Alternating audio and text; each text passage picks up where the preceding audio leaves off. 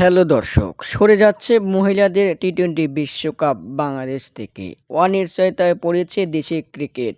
টাইগারদের পাকিস্তান সফর অনিশ্চয়তা। বাংলাদেশের ক্রিকেটে কালো মেঘের ছায়া। বৈষম্য বিরোধী ছাত্র আন্দোলনে প্রায় কয়েকশো মানুষ মৃত্যুর পর পদত্যাগ করে দেশ থেকে পালালো শেখ হাসিনা। হাসিনা পালাতে দেশের আওয়ামী লীগ ও এমপি মন্ত্রীদের জীবন চলে গেছে আকাশে। সাধারণ মানুষের হাতেই তারা শেষ হয়ে যাবে। এদিকে বাংলাদেশের চলমান পরিস্থিতির প্রতি নজর রাখছে ক্রিকেট কাউন্সিলের নিয়ন্ত্রক সংস্থা আইসিসি।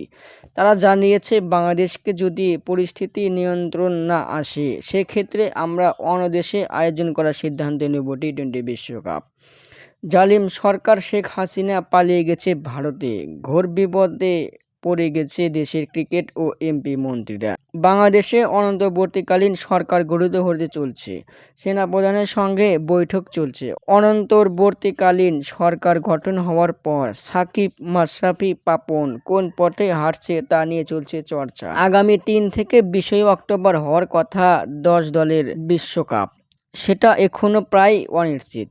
টেস্ট সিরিজ ও বাংলাদেশের এ দলের পাকিস্তান সফরও নিয়ে চলছে অনিশ্চয়তায় পড়েছে দেশের ক্রিকেটও। দর্শক, আপনাদের মতামতকে কমেন্টের মাধ্যমে জানিয়ে দিন। ধন্যবাদ।